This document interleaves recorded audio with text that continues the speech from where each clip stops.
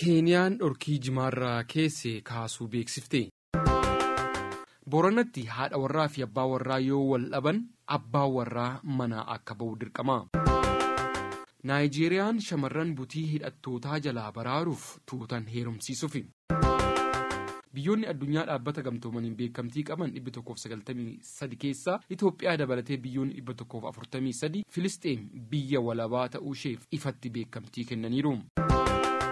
Pireezidaantiin Keeniyaa Wiiliyaam Ruutoo dhorkaa falmisiisaa fayyadama jimaa yookaan kan afaan biyyattiin muyaagaa jedhamu irratti kaa'amee ture shaaran.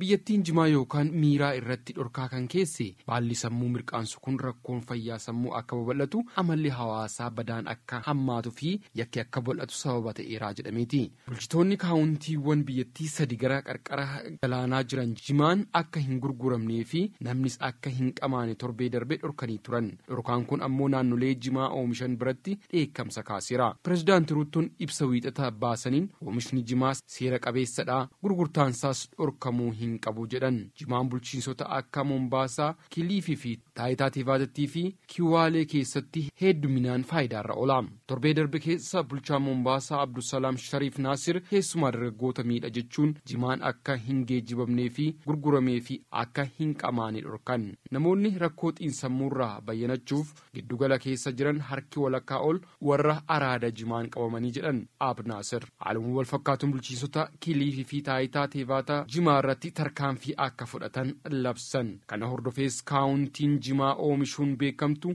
Eembuu keessatti dheekkamsa hojiin daldalaa keenya cufame jedhu kaaseera. Wiixata darbe pireezidaantii Ruutoon oomishtoota jimaa Eembuu waliin wayita mareetan dhibdee dhimma jimaa irratti ka'e akka furuuf dubbatanii turan. Jimaan seera biyyaalessaan heeyyama argatee jira. Seerri tajaajilni kamuu seera biyyaalessaa kanaan faallaatee fudhatama kan hin qabnee fi kufaadha jedhan Ruutoon ibsa waajjira isaanirraa ba'e irratti.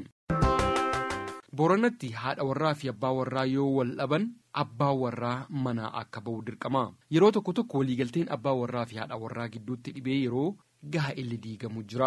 Kanaanis wal qabatee yeroo hedduu dubartoonni mana abbaa warraa isaanii dhiisanii ba'u. Haa ta'u malee aadaan Booranaa kana ni dhorka jedhame. Abbaan gadaa Booranaa kuraa jaarsoo aadaa keessatti dhirsaa fi niitiin wal dhabnaan walanqatu malee dubartiin adda baatee tan nama biraa hin taatu jedhan. Kanaafis sababni yoo himan sababiin isaa dubartiin tokkicha heerumte kan dhirsaa qofaa hin taane tan gosaati jedhamte.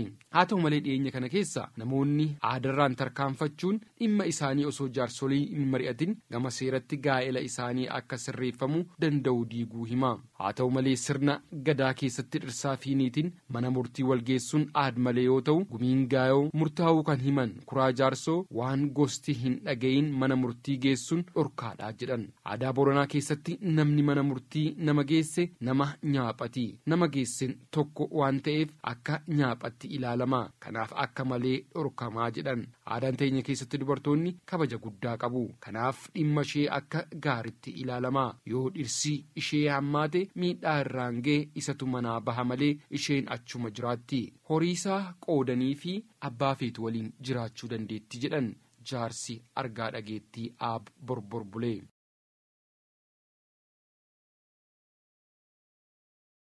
Naayijeeriyaan shamarran butii hidhattootaa jalaa baraaruuf tuutan heerumsiisuuf.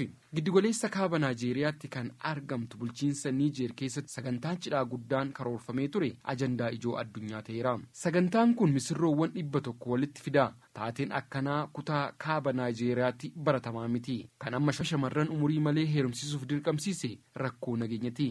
Shamarreen butii hidhattoota jalaa baraaruuf tuutan heerumsiisuun pirojektii bulchiinsa Niijeerii. Kan maallaqa deeggaran ammoo afayaa'iin mana maree bulchiinsa Niijeer kan ta'an Muhammad Abdulakiim Siishar jedhamu. Gochi kun biyyattii keessatti dubbii xaxaa ta'ee argameera. Keessattuu shamarran umuriin isaanii gaa'elaaf hin geenye sagantaa kana keessatti dabalamuun dheekkamsa kaaseera. Biyyoonni addunyaa dhaabbata gamtoomaniin beekamtii qaban 193 keessaa Itoophiyaa dabalatee biyyoonni 143 Filisxeem biyya walabaa ta'uu isheef ifatti beekamtii kennaniiru. Biyyoonni Afrikaa bahaa giddugaleessa fi Eeshiyaa hedduun isaanii Filisxeemiif beekamtii kennaniiru. USA dabalatee biyyoonni akka UK, Faransaay, Kaanaadaa, Jarman, Awustiraaliyaa, Jaappaan, Kooriyaa, Kibbaa fi biyyoonni Awurooppaa hedduun isaanii garuu Filisxeem biyya walabaa ta'uu isheef beekamtii hin laanne.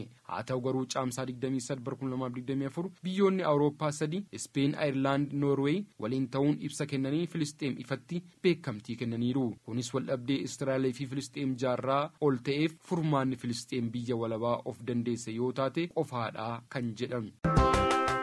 Ameerikaan Israa'el Raafaa keessatti weerara humna guutuu gaggeessiteetti waan jedhutti hin amantuu jedhan dubbi himaan Waayit Haawus Joon Kirbii. Israa'el giddugala magaalattii ga'uun gara tarsiimoo dhiyeenyarraa Masriin itti mul'atu qabachuun sa'aatii muraasa boodadhaa kan yaada kana dubbatan.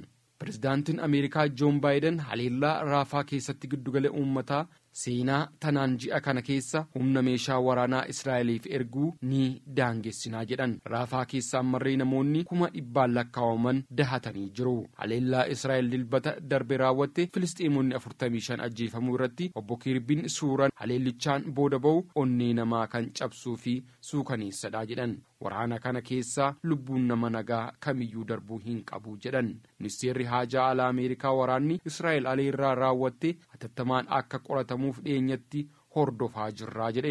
Dubbi himaan Waayit Haawus haleellan miilana taasifame daangaa Ameerikaan pirezidaanti Joo Baayidaniin keesse darbee yoo ta'eef gaafatamummaan jijjiiramni imaammata irra dubbannu hin jiru. Raafaa keessatti opereeshinii lafoo taasifamu kamiyyuu hin deeggarruu jedhan obbo Kirbiin. Haleellan akkasii raawwatamnaan pirezidaantichi deeggarsa irratti murtoo isaanii akka geeddaran taasisaa jedhan.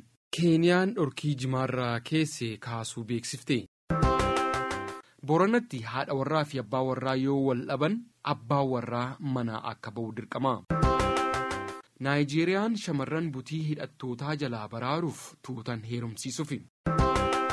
Biyyoonni addunyaa dhaabbata gamtoomaniin beekamtii qaban 193 keessaa Itoophiyaa dabalatee biyyoonni 143 Filisxeem biyya walabaa ta'uu isheef ifatti beekamtii kennaniiru.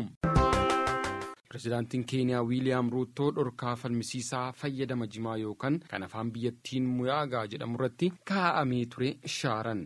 Biyyattiin jimaa yookaan miiraa irratti dhorkaa kan keesse baalli sammuu mirqaansu kun rakkoon fayyaa sammuu akka babal'atu amalli hawaasaa badaan akka hammaatu fi yakki akka bal'atu sababa ta'eeraa jedhameeti. Bulchitoonni kaawuntiiwwan biyyattii 3 gara qarqara galaanaa jiran jimaan akka hin gurguramnee fi namnis akka hin qamaane torbee darbee dhorkanii turan. Dhorkaan kun ammoo naannolee jimaa oomishan biratti dheekkamsa kaaseera. Pirezidaanti Ruutoon ibsa wiixata baasaniin oomishni jimaas seera qabeessadha, gurgurtaansaas dhorkamuu hin qabu jedhan. Jimaan bulchiinsota akka Mombaasaa, Kiliifii fi Taayitaa Tiivaatii fi Kiwaalee keessatti hedduminaan faayidaarra oola. Torbee darbe keessa bulchaa Mombaasaa Abdusalaam Shariif Naasir keessumaa dargaggoota miidha jechuun jimaan akka hin geejjibamnee fi gurguramee fi akka hin qamaane dhorkan. Namoonni rakkoo xiinsammuurraa bayyanachuuf giddugala keessa jiran harki walakkaa ol warra araada jimaan qabamanii jedhan Ab Naasir. Haaluma wal fakkaatuun bulchiinsota Kiliifii fi Taayitaa Tiivaataa jimaa irratti tarkaanfii akka fudhatan labsan. Kana hordofees kaawuntiin jimaa oomishuun beekamtu